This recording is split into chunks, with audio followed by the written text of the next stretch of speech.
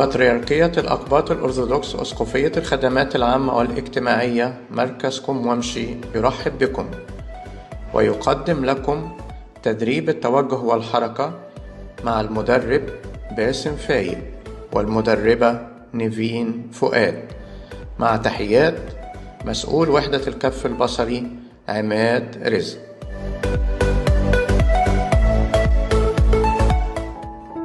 وده اللقاء الثاني تدريب التوجه والحركة، وبنرحب بالأستاذ باسم فايق وبنرحب بالأستاذة نيفين. أهلا بيك أستاذ باسم وأهلا بيكي أستاذة نيفين. أهلا بيكم في المحاضرة الثانية من سلسلة محاضرات التوجه والحركة. والحقيقة النهاردة عندنا 3 عناصر أو 3 مواضيع هنناقشهم من خلال المحاضرة.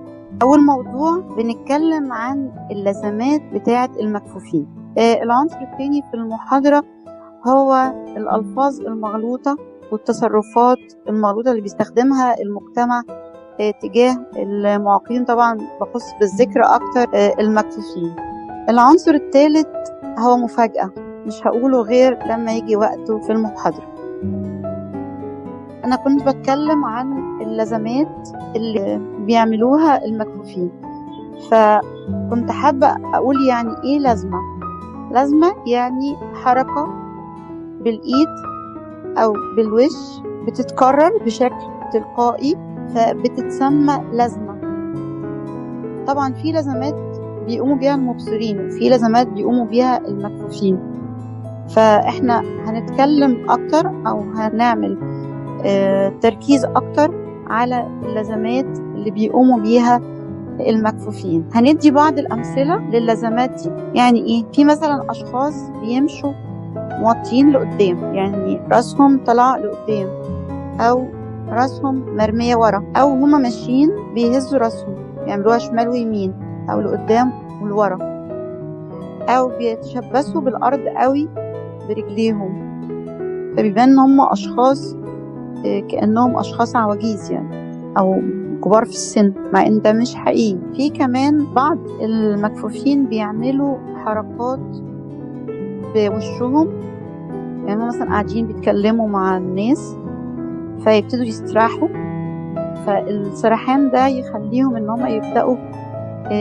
يعملوا حركات بوشهم، يكشروا، يبتسموا، يضحكوا، يعملوا اشكال معينة بوشهم، يحركوا ايديهم بشكل عشوائي. في كمان من ضمن الحاجات ان بعض الاشخاص اللي عندهم بقايا بسيطة ابصار بيبصوا للضوء، يعني يبقى الناس بيكلموهم لكن هم باصين للضوء، لمصدر الضوء. يعني مثلا لو في نجفة او كشاف او حاجة زي كده يبتدوا يبصوا له، او يبتدوا ان هم يضغطوا بالصابع السبابة على الجفن، يكونوا بيفكروا او سرحانين او برضو الناس بتتكلم معاهم.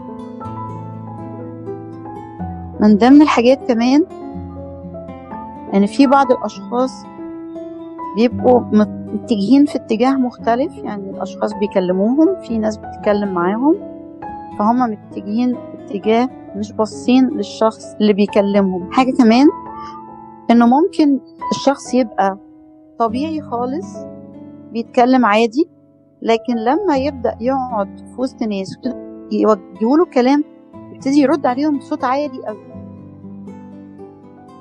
أو يقرب منهم بشكل غير مقبول، لأنه طبعا المسافات بتتناسب عكسيا مع كون الشخص ده قريب ولا بعيد. يعني العلاقات بين الأشخاص، لو أنا شخص مثلا بتكلم مع زوجتي غير لما أكون شخص بتكلم مع أخويا أو أختي، غير ما أكون بتكلم مع صديق، غير ما أكون بسأل على حاجة في الشارع شخص معرفوش. ما ينفعش إن أنا لما أكون بسأل على حاجة أقرب قوي من الشخص بحيث إن إحنا نبقى سامعين أنفاس بعض، لأن كده طبعا ده شيء مش من اللياقة، فما ينفعش إن أنا أعمل كده.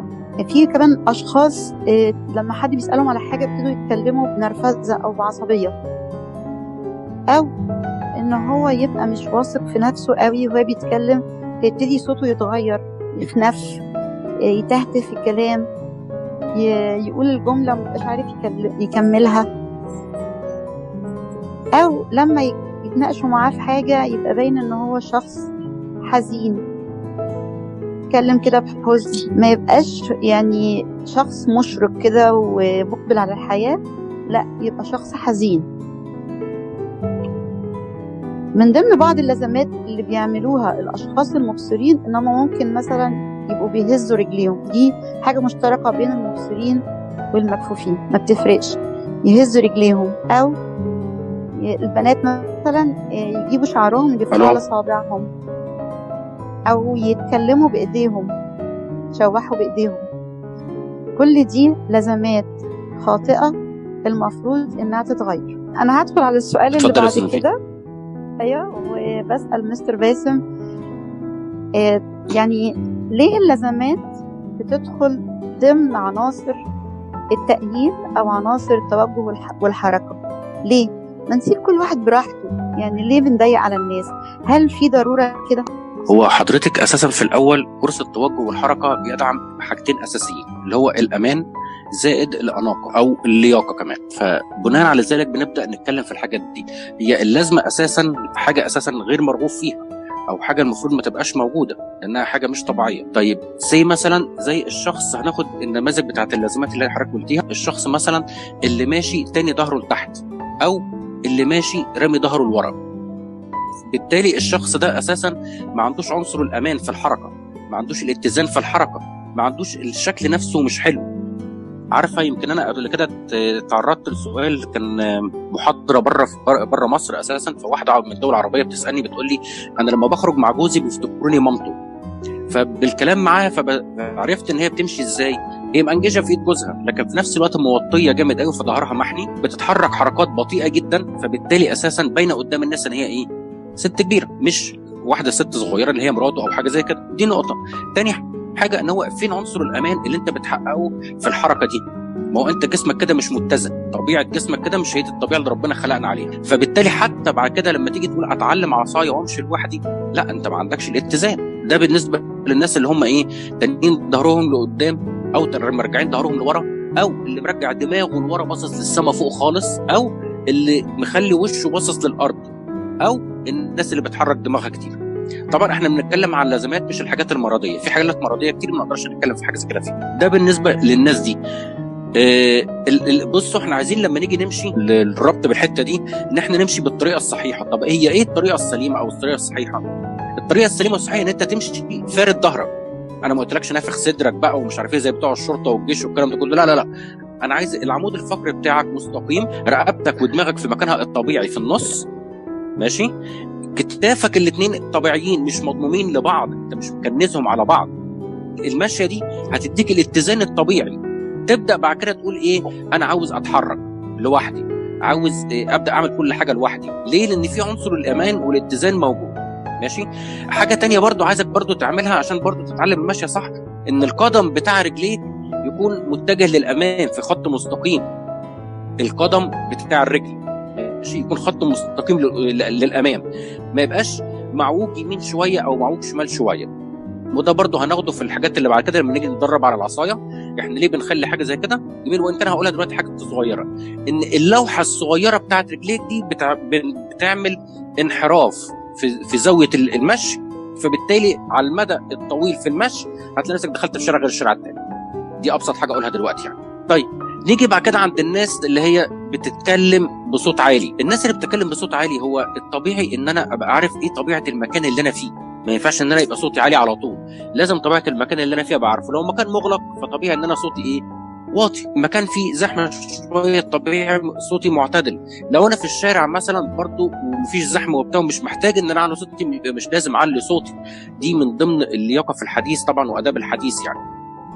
هتلاقي في ناس تانية لما تيجي تتكلم معاك تقرب منك قوي، يكاد ان نفسها يكون انت حاسه او ملاصق ليك. طيب الشخص ده بيعملها ليه؟ برضو الشخص ده بيعملها لان هو اساسا ما عندوش موضوع المسافات المسموح بيها، اللي هي زي ايه يعني. ايه مسافات مسموح بيها؟ يعني بين الشخص والشخص الغريب بتبقى مسافه كبيره شويه. طب المسافه دي بتقل امتى؟ عند الاصدقاء. بتقل اكتر امتى؟ عند الاخوات. تكاد تكون مش موجوده عند الزوجين طبعا. فكلما زادت العلاقه بين الطرفين كلما قلت المسافه بينهم. يعني كل ما تبقى نكون قريبين من بعض في علاقتنا مع بعض زي ما احنا قلنا كده، ماشي، هتلاقي المسافه المسموح بيها اقل. طيب لما يكون الشخص ده بيتكلم معاك وبيقرب منك قوي، هي دي اول نقطه هو فقدها. تاني حاجه فقدها برضو ان هو مش عارف انت فين، ودي نقطه مهمه جدا جدا جدا. اولا انا لما اكون بتكلم مع حد لازم ابقى عارف هو فين. عايز احدد خلينا في النقطه دي الاول، ان احنا نحدد المسافه اللي بيننا وبين الشخص قد ايه. تحتاج ان انا اقرب منه قد ايه، ان انا اعلي صوتي قد ايه، اوطي صوتي بنسبه قد ايه، دي حاجه. نيجي بعد كده للناس اللي هي بتبص للنور. مش عيب انك تبص للنور، هو ده طبيعي بيحصل عند مين؟ عند الناس اللي فقدت نظرها على كبر. فطبيعي في بقايا ابصار، فبتلاقي العين بتتشد فعلا ناحيه اللمبه، ناحيه الشمس، ناحيه اي اضاءه موجوده. ده مش عيب، بس العيب ان لما حد يجي يكلمك ان انت تفضل معلق عينيك ومركز عينيك على الاضاءه دي، وبالتالي انت مش بتبص ليه. ما هو من ضمن اداب الحديث واللياقه في الحديث ان انت تعمل ايه؟ ان انت لما يكون حد بيكلمك ان انت تبص له، لان المبصرين اساسا طبيعه التواصل بينهم ان هم بيبصوا لعينين بعض اساسا وهم بيتكلموا. فتيجي انت بتاكد له بقى ان انت مش معاه، يعني هو مش لاقي لغه التواصل دي، تروح انت مأكدها له زياده. لا، انت هو شايفك وانت كمان شايفه. طب انت شايفه ازاي؟ ما انت شايفه بودانك، انت محدد الصوت بتاعه جاي من قدامك ولا من جنبك ولا من يمينك ولا من وراك، فبالتالي بتدور وشك ناحيه الصوت وبتبدا تحدد انك تبص في وشه عن طريق الصوت. يعني لو الصوت جاي من تحت شويه يبقى انت هتوطي دماغك سنه بسيطه. طب لو هو اعلى منك او اطول منك مثلا فهترفع دماغك سنه بسيطه، يبقى انت كده تقريبا بتبقى عينيك في عينيه، وبالتالي بيبقى لغه التواصل موجوده بينك وبينه. طيب نيجي عند ناس تانية، الناس اللي بتحط صباعها على الجفن بتاع العين. هي الناس دي برضو على فكره من ضمن الناس اللي كف نظرها على كبر. طب هم ليه بيعملوا كده؟ هو طبيعي ان هو كان بيشوف وهو مفتح عينيه شايف. طب لما بيغمض عينيه ما بيشوفش. طيب لما نظره تعب او نظره راح خالص بقى وهو مفتح عينيه مش شايف، فهو عاوز يحط ويأكد على نفسه ان انا الجفن بتاعي مقفول، فعينيه بتبقى مقفوله، الجفن مقفول، وبيحط صباعه على الجفن بتاع العين عشان يأكد لنفسه ان هو قافل الجفن بتاع العين، وبالتالي هو مش شايف قدامه. نيجي بعد كده عند الاشخاص اللي هم عندهم كآبة دايما او حزن دايما. هو بصوا يا جماعه في فرق طبعا بين الكآبه او الحزن والوقار. الوقار عمره ما كان نوع من انواع الحزن على فكره، لكن خلي بالك ان يعني الناس مش مستحمله. يعني كل واحد طبعا فيه اللي مكفيه طبعا، وكل واحد شايف ان زي ما بيقول لك اللي يشوف بلوه غيره تهون عليه بلوته، فدي حقيقه فعلا يعني. لكن كل الناس فعلا تعبانه، فلما انت تبقى مصدر كآبه في القعده بينك وبين اصحابك دي حاجه مش محببه. هتلاقي بعد كده محدش هيقول لك تعالى نقعد مع بعض شويه، محدش عايز يتكلم معاك، محدش، لان انت السمه اللي انت عايز تفرضها جميل هي الكآبه، وطبعا دي حاجه مش محببه. لكن برضه هرجع اكرر تاني، في فرق كبير جدا بين الكآبه والوقار. نيجي بعد كده عند الاشخاص اللي هم بيتكلموا بنرفزه او بعصبيه، ولما تقدم لهم خدمه بيبقوا عصبيين جدا ونرفزيين جدا، نرفز جدا يعني. طب ليه؟ ما احنا لازم نتعلم طريقه التعامل الصحيحه. حد بيتكلم معاك بذوق لازم طبيعي تتكلم معاه بذوق، عشان انت نفسك ما تبقاش متوتر من جواك نتيجه العصبيه دي، عشان ما تخليش الشخص ينفر منك ويبعد عنك من هذا النظام. طيب هنيجي بعد كده عند الاشخاص اللي هم بيخنفوا اثناء الكلام. طيب الناس اللي بتخنف اثناء الكلام دي هو ده بيبقى نابع من عدم الثقه، دي حاجه. طب عدم الثقه ليه؟ انت مش واثق في نفسك ليه؟ يعني انت طبيعتك بتتكلم عادي جدا، تيجي في وسط الناس او في وسط المجتمع بتبدا تخنف، فده هيخلي ايه؟ يخلي ان انت مهزوز من جواك. ليه مش واثق من نفسك؟ انت ممكن تنمي قدراتك وتنمي مهاراتك وتنمي احاديثك وتنمي كل الطاقات اللي جواك عن طريق حاجات كتير تقدر تعملها، عن طريق القرايه والثقافه وكل المعلومات اللي انت عايز تجيبها تقدر تجيبها بسهوله. لكن المهم في النهايه تبقى واثق من نفسك، تقول انا فلان. انا مش بتكلم على غرور طبعا، لكن انا بتكلم على الثقه بالنفس. ثقتك بنفسك هي اللي هتديك الاحترام في القعده اللي انت قاعدها، طريقه كلامك هتديك الاحترام في القعده اللي انت قاعدها. ثقتك بنفسك هتخليك تقدر بعد كده تخرج لوحدك وتمشي لوحدك بعصايه او مع اي حد تاني، لان الثقه بالنفس هي اللي بتديك دفعه للامام. من غير ثقتك بنفسك انت مش هتعرف تتحرك من مكانك خالص. طيب لو كان اساسا الموضوع اساسا كتقليد، لا احنا ما ينفعش نقلد. انا عايزك انت كانت شخصيتك هي احسن شخصيه موجوده، انت احسن من اي حد موجود في شخصيتك. لازم تكون مقتنع تماما بشخصيتك. حلو جدا ان انت تاخد فلان قدوه او علان قدوه، لكن في فرق كبير جدا بين القدوه والتقليد. القدوه ان انا بشوف فلان نجح في حياته، ان هو وصل للهدف اللي هو عايزه، ان هو عمل حاجه معينه، هعمل نفس الحاجه مفيش مشكله لان هو قدوه بالنسبه لي، لكن بطريقتك انت. عايز اقول لكم على حاجه تانية كمان، ان المبصرين على فكره برضو عندهم ولازمات كتيره برضو، لكن هتبقى في ايه مثلا؟ زي بيقول لك الشخص هو قاعد بيقعد يهز في رجليه، على فكره هز الرجلين ده على فكره بيحرق كميه كبيره جدا من الدهون هو نوع من انواع الدايت، انا مش بقول كده طبعا لانه ده بيدل على التوتر بتاع الشخص. في مبصرين برضو بيلفوا البنات مثلا، زي في البنات ليه بيمسكوا خصل شعرهم كده ويقعدوا يلفوه حوالين صوابعهم كده وهم بيتكلموا. في مبصرين برضو ومكفوفين برضو بيعملوا ايه؟ ان هم وهم بيتكلموا بيحكوا الجبهه بتاعتهم او القوره بتاعتهم وهم بيتكلموا، او بيتكلم في التليفون او بيلقي محاضره زي حالاتي كده بيقعد يحكوا في دماغه. كل الحاجات دي بتحصل برضو عند المبصرين، لكن هي النقطه المهمه بس اللي احنا بنتكلم فيها اللازمات اللي قلناها في الاول اللي هي خاصه بالمكفوفين، بالاضافه الى ايه؟ ان السبوت دايما على الشخص الكفيف مش على الشخص المبصر.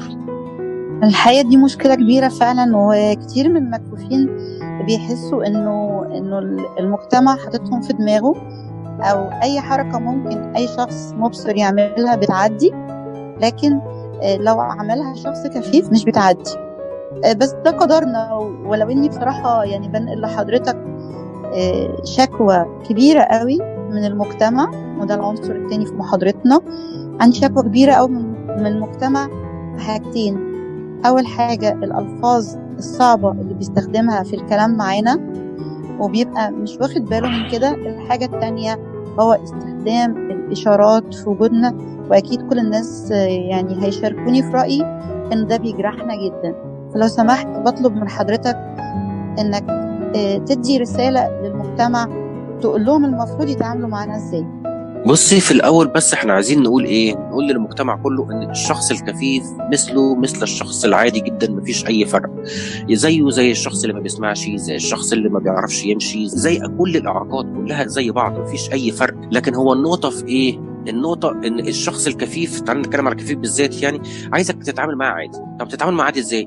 يعني عارف لما تيجي تقول له شفت الموبايل ده؟ طب انت شفت التمثيليه الفلانيه؟ طب انت سمعت عن الحلقه الفلانيه بتاعت الفيلم الفلاني او الفوازير الفلانيه؟ اوكي عادي، كلمه شفت مش هتجرحه تماما. لكن عارفين ايه اللي يجرحه؟ لما يجي واحد يقول له يا عم انت ما بتشوفش، هو انت اعمى مش تفتح؟ الحاجات دي بتجرحه.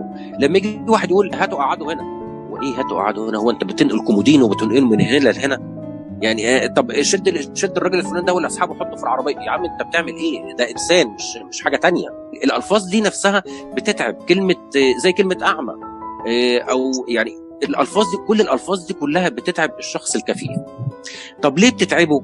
عارف لما تكون قاعد مع واحد هو اساسا حرامي ومش معرف حد ان هو حرامي، وتيجي تقول له انت حرامي، فجاه كده تلاقيه اتنرفز وبدا يتوتر كده مكانه ومش عارف ايه وبتاع، ويقول لك انت بقى الحراميه يا عم، مش هيحصل له اي توتر ايا كان. طب هو اتوتر ليه؟ لان انت جيت له على الجرح. هو ممكن يعديها مفيش مشكله ويبان لك ان هو عادي مش ما اثرتش فيه وبيضحك وبيهزر وعادي جدا مفيش مشكله خالص خالص خالص، لكن داخليا جواه ثق تماما ان انت فعلا جيت على الجرح ودوست عليه، ثق تماما من حاجه زي كده. فدي نقطه. الاشارات اللي الناس بتعملها لبعضهم، يعني عارفين كان في فيلم انا مش فاكر اسمه، لما بيقول له انت بتستعماني يا هرم، هو ده حقيقي، ده ابسط حاجه اقولها لك. يعني هو من جواه عايز يقول لك كده انت بتستعماني، انت بتشاور. هو انت فاكر، دي حقيقه، انت فاكر ان انت لما تشاور لحد معاه ان الشخص الكفيف مش هياخد باله؟ لا بالعكس، بياخد باله جدا. هقول لكم ليه. اولا خلخله الهواء هو عنده حساسيه بيها اكتر منك بكتير جدا جدا جدا، فهيحس بحركه ايدك اللي رايحه جايه لو انت كنت جنبه قوي، يعني هيحس بحركه جسمك وانت بتتحرك ماشي. مبصرين كتير جدا عندهم بقايا ابصار، فهو شايف الخيالات اللي بتتحرك قدامه. فانت كده بتعمل، انت بتحط نفسك انت في موقف حرج، مش بتحط هو بس. هو بالنسبه له زي ما قلت لك استعماني يا هرم، تمام، وده طبعا حاجه مش كويسه. طيب انت بالنسبه لك حطيت نفسك في موقف وحش، لان في النهايه لما تعرف ان هو شافك وانت بتشاور هتبقى انت شكلك وحش وبتحرج بينك وبين نفسك.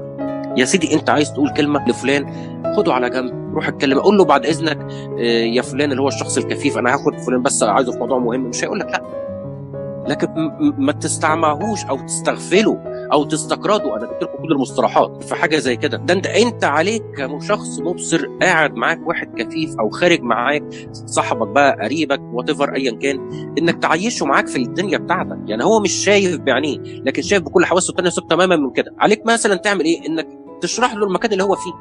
ركبت مواصلات، رحت المكان الفلاني، احنا دلوقتي في الشارع الفلاني، الشارع ده فيه كذا وفيه كذا وفيه كذا. عيشه معاك، عيشه. وان كان في مكفوفين كتير جدا، وانا بعمل كده لما باخد مواصلات وحاجات زي كده او اوبر او كده، بحط سماعه التليفون في ودني وبكون مشغل برامج انا عارف انا فين.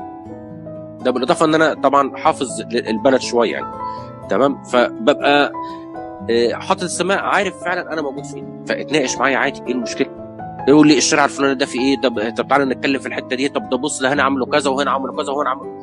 لما تقول لي بص هنا عملوا كذا وهنا عملوا كذا، انا مش بزعل، بل بالعكس، ده انا كده بفرح معاك، انا كده مشاركك. هقول لكم على موقفين، الاثنين يمكن ممكن الناس تستغربهم شويه، بس ده بياكد الكلام اللي انا بقوله. دول حصلوا معايا فعلا من حوالي اسبوع تقريبا. هقول لكم الاسهل الاول. من حوالي اسبوع انا خرجت مع اصحابي، رحنا كنا بطاطس عند ام اميره. اكيد سمعتوا عنها في التلفزيون كتير.